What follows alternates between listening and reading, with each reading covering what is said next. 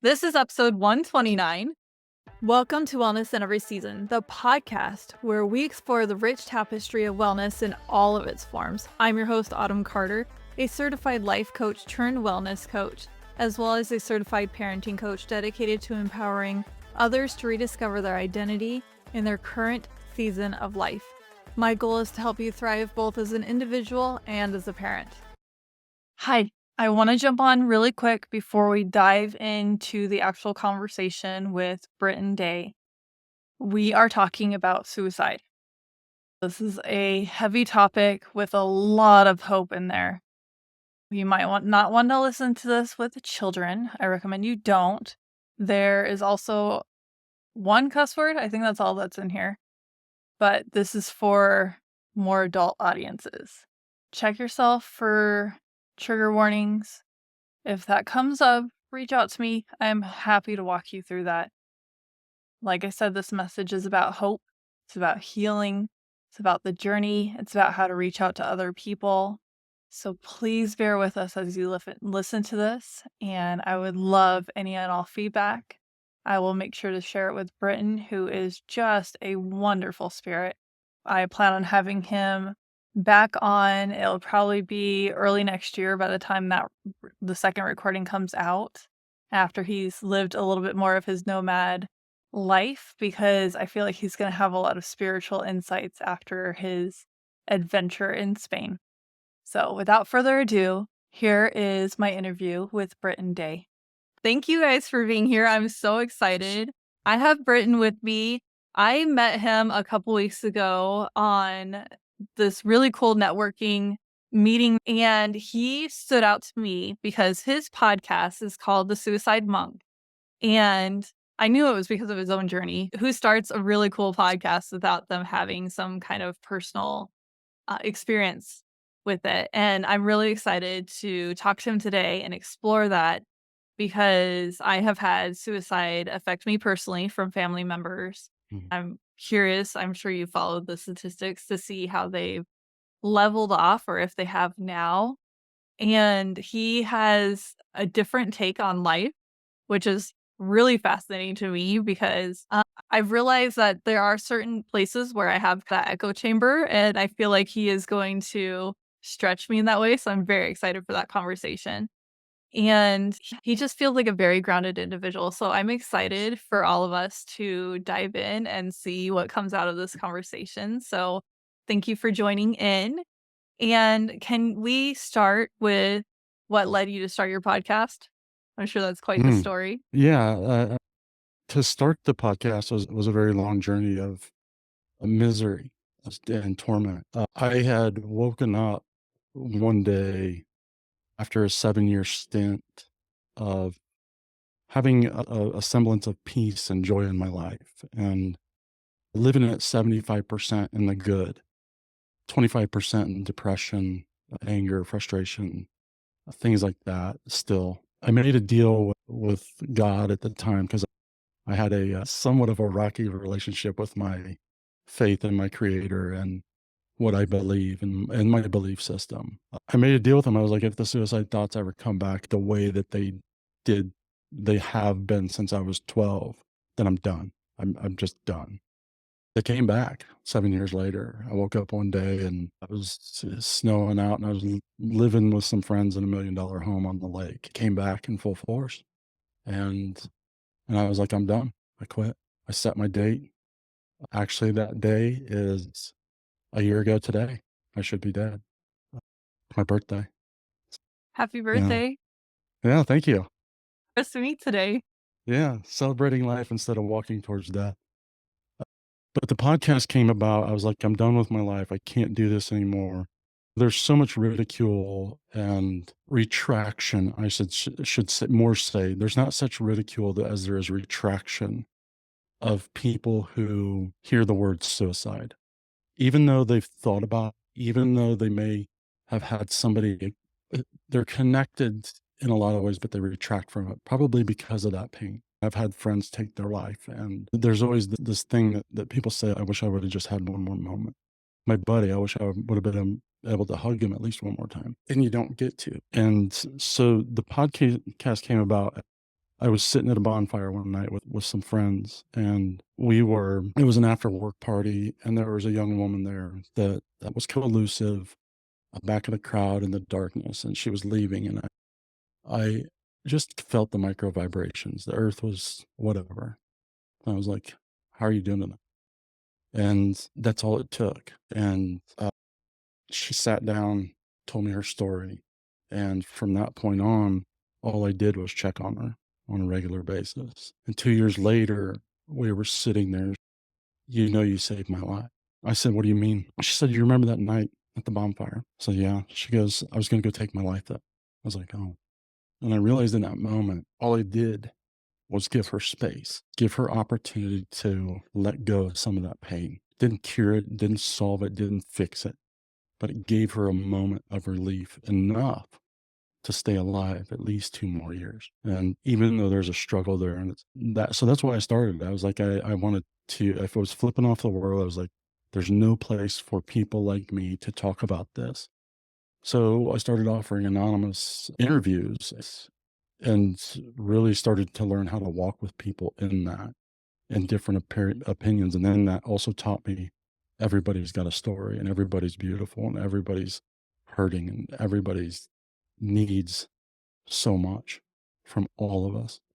And we need to walk beside each other. And that's what the podcast became for me. So I was going to take my life. And I had raised the money, and that therapy was rejected.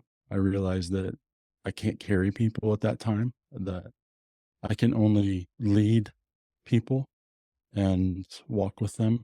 And I learned that I'm capable of walking to the end with them, but I'm going to love them until the very end. And I'm going to show them exactly who they are. Wow. There's so much to unpack here. And you're right that people do retract. And it's that if I show an investment in you and that does happen, it's Hmm. going to hurt me. So it's that protection. And there's so much vulnerability that you're sharing in being open and I'm going to walk with you no matter what. And there are people that do need in this realm, like severe mental health help. That that's just not my qualification. I know how to walk with people who are trying to live, but they're walking towards death. And there's a big difference in that. Mental health is a see, I would tell you I don't have a mental health issue. I'm intelligent. I'm articulate. I'm self-taught in a lot of ways. I'm an interesting person if I step back from myself, which I try to do often and be like, what story is this kid telling himself? And that's where it's where I'm becoming more aware of my presentation to life and to the world and to myself. Weird when you're the one used to interviewing, huh? But what's that? It's weird when you're the one used to interviewing and instead you have to be Yeah. the vulnerable one. I'm just an emotional person. And that's the thing. I would tell you, I don't have a mental health issue. I have a trauma issue. And that's a very big difference. If I hold on to the trauma, yes, it's mental health. Absolutely. That's because the reaction to the world is ill informed. And what I mean by that is it's not correct information to my reaction to the world. So the lies that I've told myself and the walls I've built as a child are now being torn down so I can rewrite that story. I'm in that place too. Oh, yeah. So this is what I call the sweet spot. And in this place, this is where ideas happen, creativity happens, difficulties happen, but you approach them with new eyes and a new presentation towards reaction in life. And it's a beautiful place to be. The next step is you have this grand realization, you become this new person, you blossom in a new way. And then the next step is you start a whole new set of circulation and learning to deal with more difficult things. The more you're able to handle and cope with, the more you're given. I believe that's true in our life. And as I look at my life and the walk I've taken, especially over the last 2 years, I've been broken and shattered in the midst of walking towards my death. But I had to be to really learn to live. Sounds like you live in a much deeper way. Yeah, I don't know that it's ever been superficial. I just transferred my optimism from victimhood to basically owning my life in every way. There are these things that are criminal that happen to me, but they also made me the person that I am today. They've made me this, what I would consider, and this took a lot of work. Like, this is only new to me that I actually love and like myself. I was going to take my life a year ago, but I'm finally understanding what other people love about me and what people point out about me, but just discount. And I'm starting to understand what a beautiful nature that I have. Am I a beautiful person and react perfectly all the time? Absolutely not. But no, you know what I do is I give myself grace now. I give myself allowance to not be perfect. And then actually, that allowance allows me to be so much better in my life because it's something to work towards instead of something I'm shamed by. So it's a whole different story and a whole different narrative and a whole different language that's happening. But I had to die to myself. I literally leaned over the edge on this and walked to my death and got pulled back out of miraculously. I had a day, I had a time, I had a way. All those things are still valid and still are put in place, but they are no longer my go-to. So, what would you say to somebody else who is you a year ago? You can always do it tomorrow. Live today. Tomorrow never comes if you can always do it tomorrow. My buddy used to tell me, it's in The Princess Bride is, what is it? Antonio Montoya. And I may not kill you today, but maybe tomorrow. Something like that. It was something to quote like that. And that's kind of the idea. I kept that in mind so many times. Not today, maybe tomorrow. And there's always, tomorrow just never comes. And that's the important thing to remember. If you fight for today, there's a way out of this. You just can't see it right now. I spent 44 years in misery in this, what I would tell you, a methodic and beautiful dance with suicide. I spent more time in suicidal thought and wanting to die than I did with anything else in my life. And walked towards that a few times, got pulled away from it really quick. This time I walked right to I walked over the edge and there was no coming back. And miraculously through a psilocybin treatment, that's what it broke down all the walls that I built as a child to protect me that were no longer true as an adult. Yet I carried those things into adulthood, every single one of them. Can you explain this for people who are hearing you, but they're not quite understanding why somebody would be interested in suicide? My God, that's the thing. Like, it's not about getting it. It's about walking next to people that are still alive, that are suffering. It's just it's our answer to the big problem. We don't know what the hell to do. We don't know what we're useful for. And we don't know what we're good for.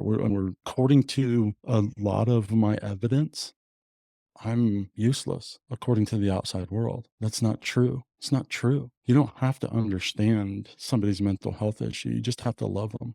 That's it. You love them, love will change them. Love will start to allow them to see who they are because love will give you the proper terminology and the right words at the right time to say, I love you in a way that brings them back from the darkness that they feel so often. And then they'll start believing those things instead of you trying to force a life on them that they don't want, that they've been retracting from. You don't have to push somebody to save their life. You don't have to lock them up. You don't have to put them on pills. You cannot believe what a hug will do. Just showing up. Just show up. You don't have to fix anybody. You don't have to save anybody. Just show up. You know how valuable it is for me to be able to say, I'm hurting today. Pressure released. Still hurting. I'm not boiling. And then I can work through this. And then I have a navigable place that I can walk through this maze of life. And I can be like, okay, I just need to trim the bushes here. I need to release some stuff. I need to surrender this. I need to let go. I need to just be. I need to quit playing the tapes. I need to surrender those things. Start surrendering things to whatever you believe, your God, your universe, whatever. You'll be amazed at how your life changes. Amazed. I wake up every day and I surrender my anger, my joy, my kindness, my love, my frustrations, my inabilities. Help me to shine in the love and the kindness. Help me to not put so much on the rage and the frustration, and help me to learn the things that I need to today so I can be the best person I can possibly be for myself. And then guess what?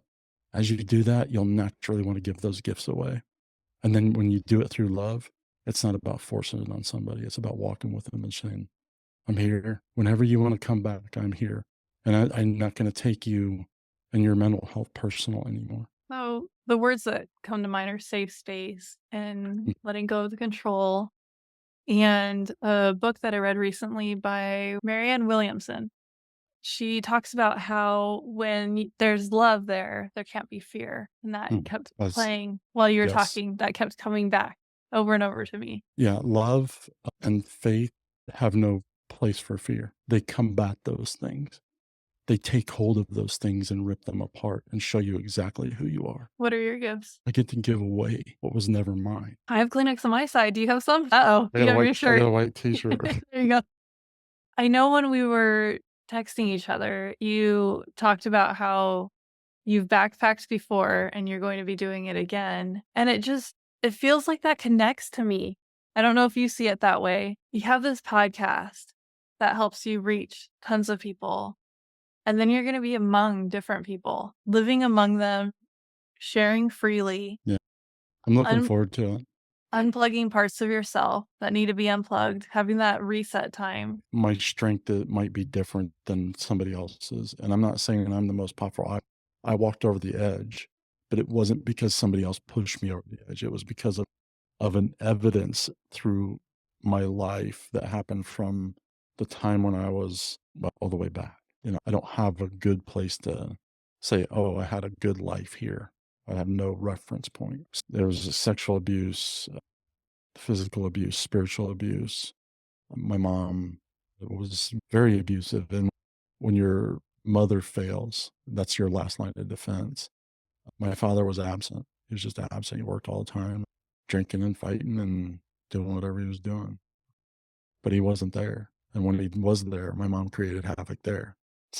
So, of course, you thought you were the one at fault because if we look at nature, our parents, even in animals, our parents are supposed to be the protectors. Right. So Yeah. they're trying to protect us. So we must be the ones that are doing something wrong. Right. And it's really hard to go back and hold that inner child version of. Right. They affirm it by their absence, their abandonment, their verbiage, their Abuse. swings, the physical abuse, which goes away a lot easier than the mental abuse. And the mental abuse is cruel and it's unruly and it justifies everything that you think about yourself. It's hard enough to live in this broken world when you have parents that are solid and teach you and guide you and try to do the best for you. It's still very difficult. There's nothing easy about that. But when you have to do it on your own or you have to rely on somebody who's not your family to raise you, it's no wonder. I saw a statistic the other day. They were talking about the divorce rate in America and the effects it had on our population as a whole, because we have one of the highest divorce rates in the world. And who's the number one affected by it? Our children. And we're not sticking out or working through. And I think it's because of this monocular mentality of what do I get? That is not service. That's not love. That's, Making sure you're a good match to begin with. Yeah. Let's talk about prevention here. Do the work. Seek therapy. Seek whatever you need. Do the inner work. Make sure you have somebody that's the right match. And then when children enter in, remember it's not about you anymore. Yes, there are Yeah. parts that need to be about you. You need to be about discovering yourself and furthering yourself in all the ways possible. I talk about the 8 dimensions of wellness, so like all of you. But remember, it is about your child. It is about healing yourself so that you're not continuing on. I'm sure your mom had some awful things happen to her, and it was Yeah. generational trauma.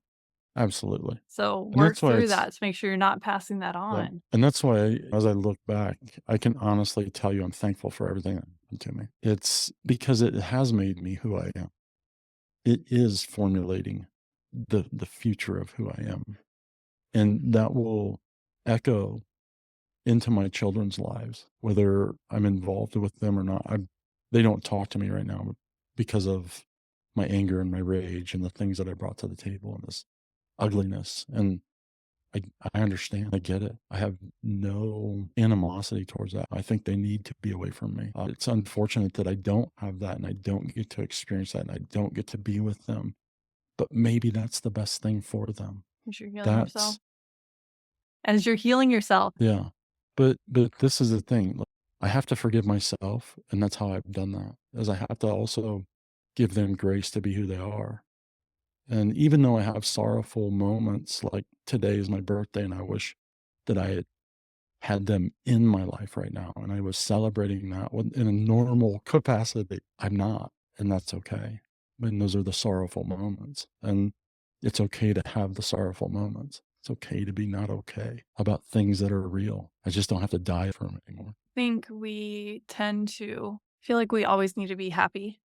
We always Yeah. need to have this high and this glow and be seeking for those things where this life is about feeling the whole rainbow of Mm. emotions and experiencing all the different experiences. Yeah. And when we are expecting to always be happy, it feels a lot more crappy. It feels a lot harder, a lot darker. And we could go about wanting to end Mm. it because we just want the darkness. I'll tell you, being in the darkness is a very tormentual place. You can't see.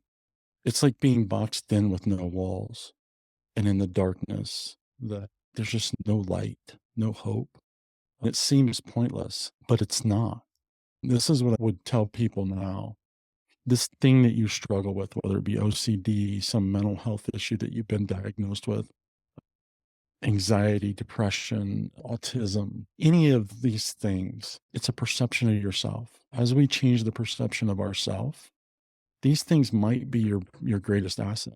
Do you think I want to be the suicide guy? No, but it's my greatest asset and gift to give away to people that are like me until somebody else comes along and starts doing it as well. And that's the thing. There's room for this everywhere. And I don't want to be the suicide guy, but right now I am. And that's okay. It doesn't make me dateable, doesn't make me attractive.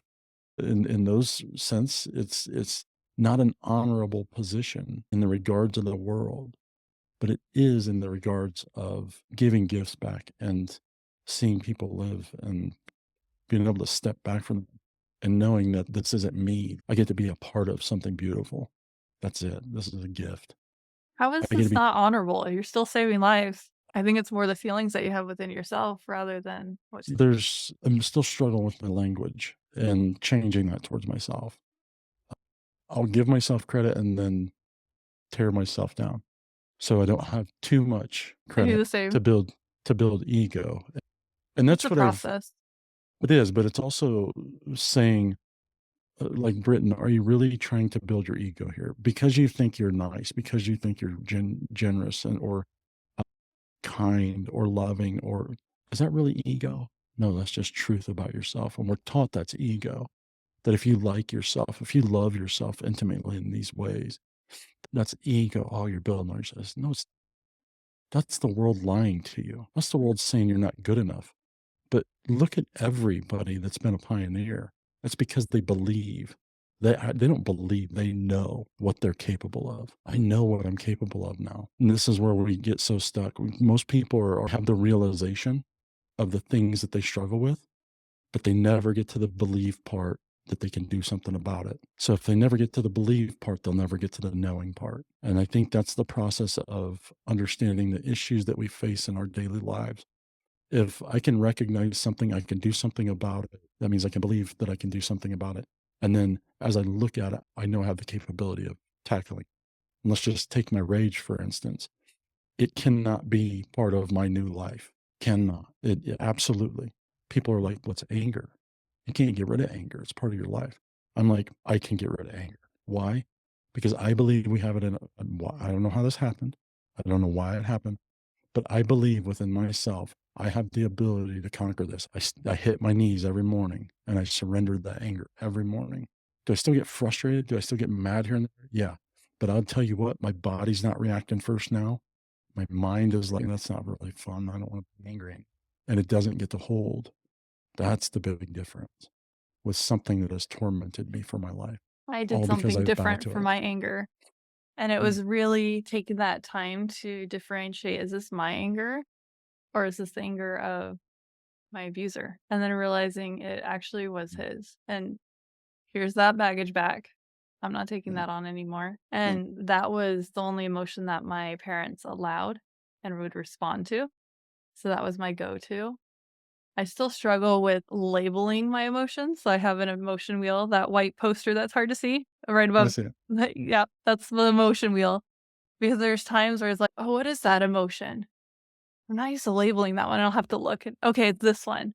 Oh, okay, that is actually polar opposite of what I'm used to labeling and just seeing where I've grown with Yeah. that. But it was really empowering to realize that anger is not mine. Right. I actually don't feel anger very often. It's frustration and the other words. So it's more pink, not red. If we're going Mm. into colors, I think of Yeah. anger as red. That helped a lot for me. And it's interesting, our journeys and how it's different. And I think it's important to remember that we are meant to evolve. Well, and that's the value. Like your anger experience is different than mine. So you surrender to it differently. And Mhm. that's the beauty of this is I don't have all the answers. I just understand your anger. I can relate to you. How you walk through that's your gig, but I'll walk with you because I know what it feels like and I know what it's like and I've been there and I can step back and not be offended by it.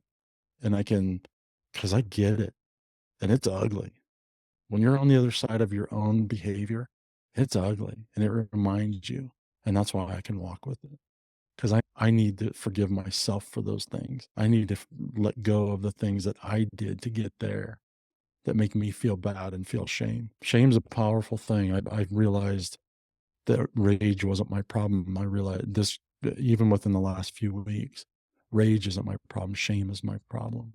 Shame is the root of my rage, and it's silent and it's wicked and shame is it's an incredible thing that eats at your soul and allows the doors that would will knock you over if you let it. It's the little things that you let into your life, the little tapes that play.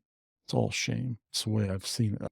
It just smacked me in the face the other day. It opened the door on the wrong side, and I saw in and figured out all my emotions are these outward reactions are based on shame, How and old that is turned your to shame? what's that How old is your shame? millennium. Mine is a little child because that's when the Yeah, abuse started. And I picture myself showing that young version of me that shame. This is where I'm at now. There's not a reason to feel shame. And now that I'm a parent, going back and saying I would never do that to my children.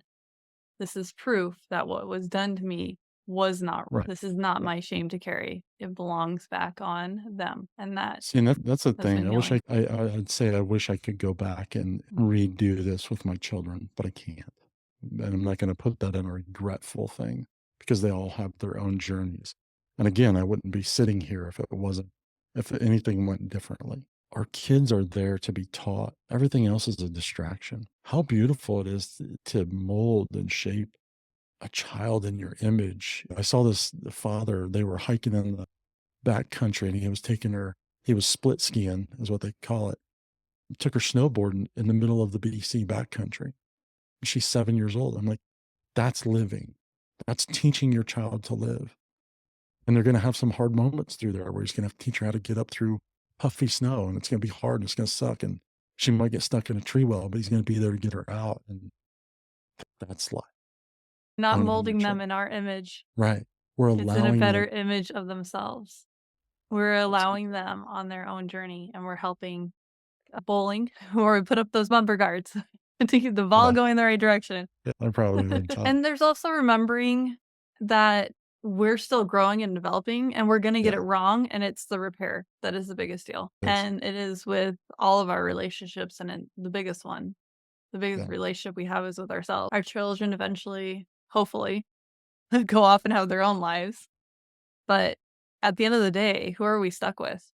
Ourselves. Right. Our most important relationship is the one that we have with ourselves. And why would you not love that? We put so much energy into hating ourselves and disliking ourselves and shaming ourselves. Why not put a tenth of that energy into just surrendering that in 2 minutes of your day. See what happens over a 30-day period. Surrender all your shit for 2 minutes a day. See what happens. Meditate. Well, it will. It'll send you into meditation. I found myself this year. I like meditation.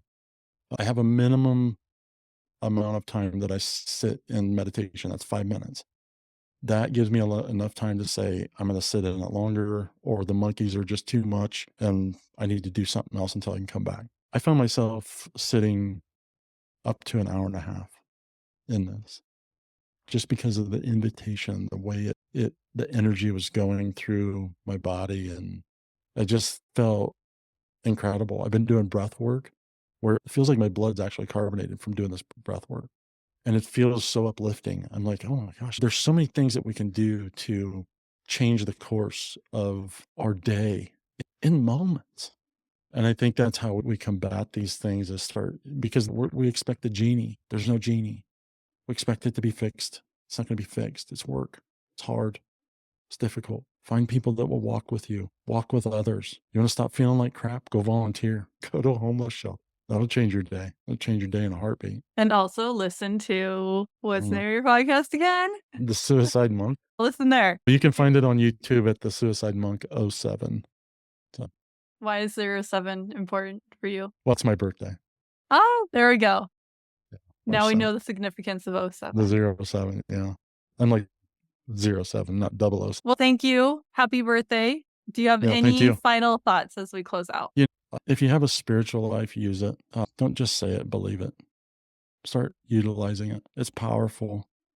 And I don't know how people do that in different ways, but utilize the ways that you believe. Oftentimes we don't give ourselves enough space to feel, to meditate, to pray, to read, to eat well. I mean, all these things are powerful tools to not feeling terrible. Exercise. They're all powerful tools and they're right at the tip of your fingers. And it'll take you less than a half hour to do it. All these things to get your day started. It's intentionality. Be intentional about your life. It's important. We all have a purpose. Find it and hang on and enjoy the journey, right? I was just talking to a client about the importance of setting up your day. And that's exactly, you just echoed what I was telling her earlier. Yeah. I'll leave you with this one thing that I've been working on, and it has to do with boundaries. I don't like boundaries because boundaries feel like this hard line other people can't come and cross. And as I started doing the exercise, meditation, prayer, reading, yoga, food, I realized a matter of respecting myself. Instead of setting boundaries to protect myself, I've set boundaries to respect myself now. And that allows me to stay right here today, allow you to cross some of those lines. But when I know how I'm respecting myself, I'll push back to a point where I'm like, I'm okay with pushing back. I can now move that line instead of it being somebody did this to me. That's a hard boundary. And that's a protection of yourself. Now I can say this person did this to me. I'm not going to believe it. But this is how I'll respect myself. I'll take the warnings. I'll take the indications and I'll even move towards it a little bit. But I still need to, when I start respecting myself, I'll move right back to where I need to be. It's a whole different perspective on how I feel about myself and not how I feel about society. That definitely, I can see the thread here of like your growth and how it all relates. I definitely see that. Thank you for this. Yeah. Thank you for Yeah. spending Thank time you. with us. Thank you for having me. Yeah, it was a lot of fun. Thanks for tuning in to this week's episode. I am your host, Autumn Carter, a certified life coach dedicated to empowering individuals to rediscover their identity, find balance amidst chaos, strengthen relationships, and pursue their dreams. My goal is to help people thrive in every aspect of their lives. I hope today's discussion inspired you and offered valuable insights. Stay engaged with our wellness community by signing up for my newsletter at wellnessinEverySeason.com/free resources. When you join, you'll have the option to receive a 5-day guide called Awaken and Unwind. 5 days to mastering your mornings and evenings, along with free guides, special offers on my programs, practical tips, personal stories, and much more, all related to wellness, by signing up for both offers on the page. Don't miss out on these valuable resources designed to help you thrive in every area of wellness. Join today and start your journey to wellness in every season. Your shares, subscriptions, and reviews help us reach more people seeking empowerment. So please spread the word about our podcast and about our newsletter. Thank you for being a part of our podcast community. I look forward to continuing our conversation, sharing stories, and exploring wellness in all of its aspects. Take care until our next episode. You can also work with me one-on-one or on demand through one of my programs by visiting wellnessineveryseason.com/programs. One last thing to cover the show legally, I am a certified life coach giving general advice. So think of this more as a self-help book. This podcast is for educational and entertainment purposes only. I am not a licensed therapist, so this podcast shouldn't be taken as a replacement for professional guidance from a doctor or therapist. If you want personal one-on-one coaching from a certified life and parenting coach, go to my website, wellnessineveryseason.com. That's where you can get personalized coaching from me for you. See you in next week's episode.